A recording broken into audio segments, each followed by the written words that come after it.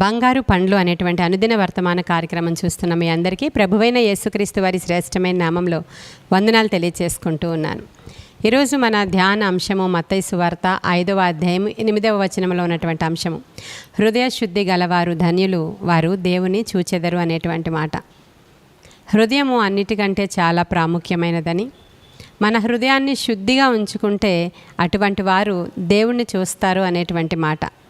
ఈ యొక్క వర్తమానము యేసుక్రీస్తు ప్రభువారే స్వయముగా కొండ ఎక్కిన తర్వాత ప్రజలందరూ ఆయనని గుంపులుగా ఆయన వెంబడించి కొండ మీదకి వచ్చిన తర్వాత ఆయన ఒక ప్రసంగాన్ని చేశారు. దీన్నే కొండ మీద ప్రసంగం అని కూడా అంటారు, ధన్యతలు అని కూడా అంటారు, ఇంగ్లీష్లో బియాటిట్యూడ్స్ అని కూడా అంటారు. దీనిలో ఉన్న ప్రతి మాట చాలా ప్రాముఖ్యమైనది. అన్నిటినీ మనం ధ్యానం చేద్దాం. అయితే ఈరోజు హృదయ శుద్ధి గలవారు ధన్యులు, వారు దేవుని చూచెదరు అనే మాటని మనం ధ్యానం చేద్దాం. హృదయం ఎంత ప్రాముఖ్యమైనదో అంత భయంకరమైనది కూడా అని బైబిల్ సెలవిస్తూ ఉంది. పాత నిబంధన కాలంలో వాళ్ళు భక్తి చేసేటప్పుడు దేవుడిచ్చినటువంటి ఆజ్ఞలు, దేవుడిచ్చినటువంటి సూచనలు, వాళ్ళు ఆ యొక్క ధర్మశాస్త్రానుసారంగా వారి జీవితము చాలా కఠినంగా అనిపిస్తూ ఉండేది వాళ్ళకి. అవన్నీ ఆచార వ్యవహారాలు, పద్ధతులు చాలా అంటే అవి ఆచరిస్తూ ఉన్నప్పుడు కొన్నిటిని తప్పిపోయినప్పుడు కూడా వాళ్ళకి పనిష్మెంట్లు రావడం, వాళ్ళకి బాహ్యంగానే కనిపిస్తూ ఉండేవారు. వాళ్ళు ఒకవేళ తప్పు చేస్తే బాహ్యంగానే కనిపిస్తూ ఉండేవారు. ఆ తప్పుకి సరిపడా పనిష్మెంట్స్ వాళ్ళకి వచ్చేస్తూ ఉండేవి. అనేక మంది వాటిని ఆచరించలేకపోతూ ఉండేవారు, అనేక మంది తప్పిపోతూ ఉండేవారు, అనేక మంది ఆ పనిష్మెంట్స్కి గురి అవుతూ ఉండేవారు. ఆ విధంగా ధర్మశాస్త్రంలో ఉన్న వాటిని ఆచరించడానికి చాలా కష్టంగా ఉంది అనేటువంటి విషయాన్ని మనం చూసినప్పుడు అర్థమవుతుంది. కానీ నూతన నిబంధన దగ్గరికి వచ్చేటప్పటికల్లా అంతా దేవుని ప్రేమ ఉంటుంది, క్షమాపణ ఉంటుంది, ఆయన కృప ఉంటుంది, ఆయన మనల్ని చూసే విధానము డిఫరెంట్గా ఉంటుంది. కానీ అప్పుడున్నటువంటి ఆ పద్ధతుల కంటే నూతన నిబంధనలో ఉన్న పద్ధతులు అవి చూడడానికి, వినడానికి చాలా సులువుగా అనిపిస్తాయి. కానీ ఆచరించినప్పుడు పాత నిబంధన పద్ధతుల కంటే ఇవి చాలా కష్టంగా ఉంటాయి. ఇప్పుడు మనం బాహ్యమైనటువంటి ఆచార వ్యవహారాలకి కానీ, బాహ్యంగా చేసేటువంటి బయటికి కనిపించేటువంటి భక్తి విధానాలకు కానీ నూతన నిబంధనలు అంత ప్రాముఖ్యం ఉండదు. కానీ మన హృదయము చాలా ప్రాముఖ్యమైనది అనేటువంటి మాట మనం చూస్తున్నాం. అందుకే ప్రభు అంటారు, నా కుమారుడా నీ హృదయం నాకు ఇమ్ము అని. నీ హృదయమే నా ఆలయము, నేను దానిలో నివాసం ఉంటాను అంటూ ఉంటారు. మరి మన హృదయం ఎలా ఉంది? ఈరోజు శుద్ధిగా ఉందా? మన హృదయాన్ని శుద్ధిగా ఉంచుకున్నామా? మన హృదయంలో మన దేవుని యొక్క నివాస స్థలముగా దాన్ని మార్చుకున్నామా? మన అంతరంగము, మన హృదయము బయట వ్యక్తులు ఎవ్వరికీ కనిపించదు, అది మనకే తెలుస్తుంది. అది చాలా ఘోరమైన వ్యాధి కలిగిందని ఇర్మియా భక్తుడు అంటున్నాడు మన హృదయం గురించి. అది చాలా ఘోరమైన వ్యాధి కలిగింది. పాత నిబంధన కాలంలో ఒక వ్యక్తి తన శరీరంతో తప్పు చేస్తే అది తప్పుగా పరిగణించబడి అతనికి పనిష్మెంట్ వస్తుందని చూసాం మనం. అదే గనక నూతన నిబంధనలో ఒకడెవడైనా తన కంటితో చూడకూడనటువంటి దృశ్యాన్ని చూసినా, ఒకవేళ పరసంబంధమైనటువంటి వ్యక్తులను అంటే పరాయి వ్యక్తులను, అది పురుషుడు అవ్వచ్చు, స్త్రీ అవ్వచ్చు, చూసి ఒక మోహపు చూపుతో ఒక ఆలోచన అతనికి కలిగిన, మరలా ఆ స్త్రీని చూడాలనేటువంటి అట్రాక్షన్ అతనికి కలిగిన, అది నూతన నిబంధనలో తప్పుగా ఎంచబడుతుంది. ఆ చూపు ఘోరమైనటువంటి పాపానికి దారి తీస్తుంది అని రాయబడి ఉంది. ఏ పాపమైనా మొదటగా మనం కంటితో చూసే చేస్తాం. కంటితో చూసినప్పుడే అది హృదయంలో లాక్ అవుతుంది. అది జస్ట్ చూడడం ద్వారా ఆ తరువాత దాన్ని ఒక రూపం ఏర్పరచుకొని ఆ తర్వాత దాన్ని పాపము రూపంలోనికి కన్వర్ట్ చేయడం అనేది జరుగుతూ ఉంటుంది. సహజంగా మానవుడు చేసేటువంటి పద్ధతులు ఇవి. అందుకే ఒకవేళ నీ కన్ను కానీ నిన్ను అభ్యంతరపరిస్తే ఆ కన్ను పీకి అవతలకి పారవే. 2 కన్నులు కలిగి నరకంలోనికి వెళ్ళిపోయే కంటే ఒక్క కన్ను కలిగి పరలోకంలోనికి వెళ్ళడం అనేటువంటి కఠినమైన మాట రాయబడి ఉంటుంది. అలా అని మీ కళ్ళు పొడి చేసుకోండి అని చెప్పడం కాదు. ఆ కన్నులు పోగొట్టుకునే కంటే ఆ పాపాన్ని విడిచిపెట్టడం మంచిది అని చెప్పడానికి ఆ విధంగా చెప్పారు అక్కడ. ఆ 2 కళ్ళు పాడైపోయే కంటే నీవు ఆ కంటిలో ఉన్న పాపాన్ని తీసేసుకోవడమే మంచిది కదా, ఒక కన్ను పెరికి వేసుకునే కంటే అనేటువంటి అర్థం ఇస్తుంది అక్కడ ఆ మాట.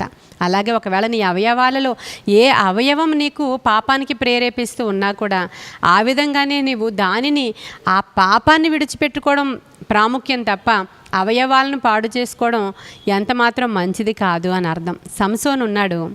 సంసోను ప్రతిష్ఠితుడు, నాజీరు చేయబడినవాడు. అతను కన్నులతో ఆ యొక్క ఫిలిష్తీ స్త్రీలను చూడాలనేటువంటి ఆలోచన ఆయనకి. ఆ స్త్రీలను చూడడానికే వెళ్ళేవాడు అక్కడికి.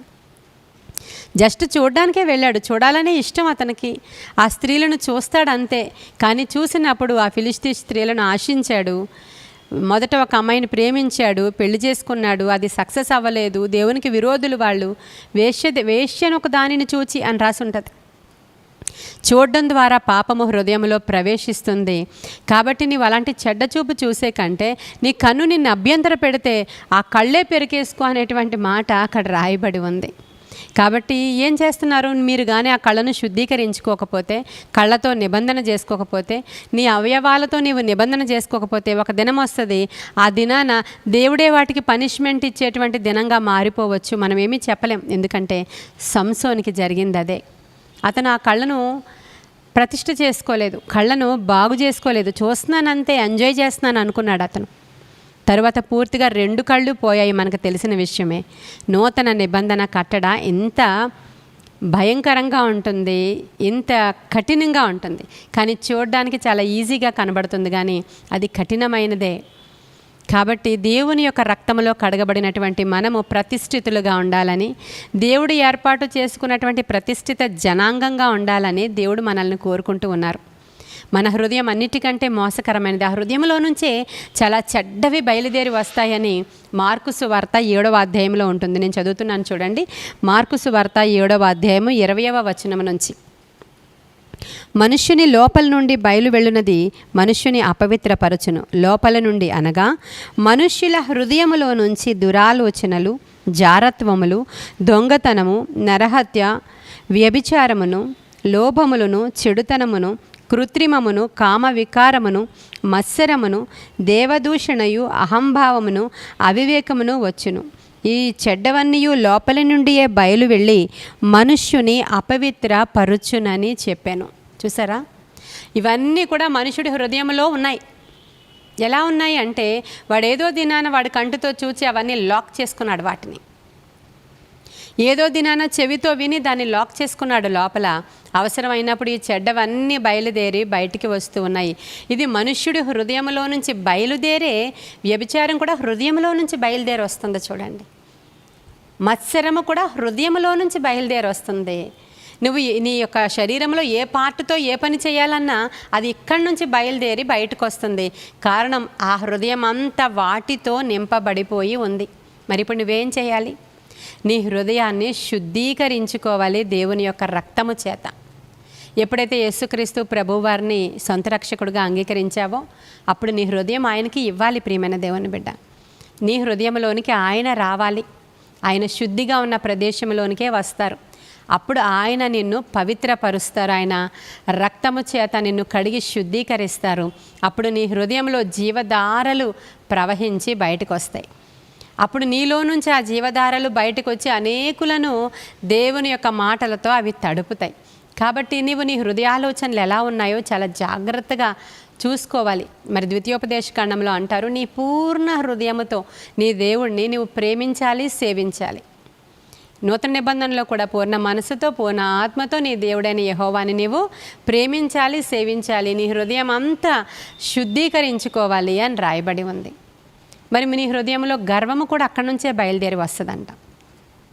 బయటికి ఎంతో నవ్వుతూ ఉంటారు చాలామంది, చాలా హంబుల్గా కనిపిస్తూ ఉంటారు. కానీ హృదయం అంతా గర్వంతో నింపబడిపోతే అది దేవుడు చూస్తూ ఉంటాడు. ఆ హృదయంలో గర్వించిన వారిని దేవుడు ద్వేషిస్తాడు అని లేఖనం సెలవిస్తోంది. యెషయా గ్రంథంలో 14వ అధ్యాయం 13వ వచనంలో అక్కడ దూత మాట్లాడుతున్నాడు. సాతాను ముందు దూతగా ఉన్నప్పుడు ఏమని మాట్లాడుతున్నాడంటే, నేను ఆకాశమునకు ఎక్కిపోతాను, అక్కడ దేవుని యొక్క ఉత్తర సభాపర్వతము కంటే ఎత్తైనటువంటి స్థలములో నేను నా సింహాసనాన్ని వేసుకుంటాను, ఆయన కంటే నేను గొప్పగా అయిపోతానని అతడి హృదయములో ఆలోచించుకున్నాడంట. అతను ఏం చేయలేదండి, అతని హృదయంలో ఆలోచన వచ్చింది. ఆలోచన వచ్చిన తోడనే దాన్ని పెరికి అవతలకి విసిరేయాలి. నీకు ఒకవేళ చెడ్డ ఆలోచన వస్తే వెంటనే నీవు సరి చేసుకోవాలి. చెడ్డ చూపు వస్తే వెంటనే సరి చేసుకోవాలి. చెడ్డ క్రియ నీ చేత్తో చేస్తే వెంటనే సరి చేసుకోవాలి. నీ అవయవాలన్నీ పాడైపోయే కంటే నీవు ముందుగా సరి చేసుకొని ముందుగా నీ హృదయాన్ని శుద్ధీకరించుకోవడం చాలా అవసరమై ఉంది. అలా వెంటనే హృదయంలో ఎప్పుడైతే ఆ దూత ఆలోచించాడో వెంటనే దేవుడు పనిష్మెంట్ ఇచ్చి అతన్ని ఆ పరలోకం నుంచి త్రోసేసినట్లుగా మనం చూస్తున్నాం. మరి నీ ఆలోచనలు ఎలా ఉన్నాయి? ఏవేవి బయలుదేరి బయటకు వస్తున్నాయి? ఇంకొకరి మీద నీకు కుళ్ళు వస్తుందా? మత్సరం అంటే కుళ్ళే. ఇంకొకరి మీద నీవు కుళ్ళిపోతున్నావా? అది నీ హృదయంలో నీవు కుళ్ళదానం అని అర్థం. అది నీవు ఒక వ్యభిచారం అని అర్థం. ఇక్కడ చాలా రాయబడి ఉన్నాయి ఆ మాటలన్నీ కూడా. అహంభావము, అహంకారము, గర్వము, మత్సరం ఎముకలకు కుళ్ళని రాయబడి ఉంటుంది కదా. ఇవన్నీ కూడా, ఈ వ్యసనాలన్నీ కూడా లోపల నుంచి బయలుదేరి వస్తాయంట. ఆ లోపల ఇవన్నీ స్టోర్ అయ్యేటువంటి ప్రాంతమే నీ హృదయము. కాబట్టి ఈరోజు అడగాలి ప్రభువుని, దేవా నా హృదయం దేని చేత నింపబడి ఉందో నాకు వద్దయ్యా. నేను వాటన్నిటితో నింపబడితే నేను నిన్ను చూడలేను, నేను నిన్ను కనుగొనలేను, ఇవన్నీ నాకు అడ్డుగా వస్తాయి. కాబట్టి నా హృదయాన్ని శుద్ధీకరించు అనేటువంటి ప్రార్థన మీరు చేసుకుంటారా ఈరోజు? హృదయ శుద్ధి గలవారు ధన్యులు, వారు దేవుణ్ణి చూస్తారంట. మన నిరీక్షణ అంతా ఆయన్ని చూడాలనే కదా, మన తపనంతా ఆయన్ని చేరుకోవాలనే కదా. ఎవరికైతే హృదయము శుద్ధిగా ఉందో వారు నిజముగానే దేవుని సంబంధికులుగా, దేవుని ముఖకాంతితో వాళ్ళు ప్రకాశిస్తారు ప్రియమైన దేవుని బిడ్డ. కాబట్టి అటువంటి ప్రకాశము నీ ముఖంలోనికి రావాలని, అటువంటి హృదయ శుద్ధి నీకు కలగాలని, అది కేవలం దేవుని వాక్యము ద్వారానే జరుగుతుంది. మనకి దేవుని వాక్యము చదువుతూ ఉండగా మన హృదయం శుద్ధీకరించబడుతుంది. ఆయన రక్త ప్రోక్షణ మన మీద వేస్తూ ఉండగా మన హృదయం శుద్ధీకరించబడుతుంది. అనుదినము దేవునితో సహవాసము చేస్తూ ఉండడం ద్వారా మన హృదయం శుద్ధీకరించబడుతుంది.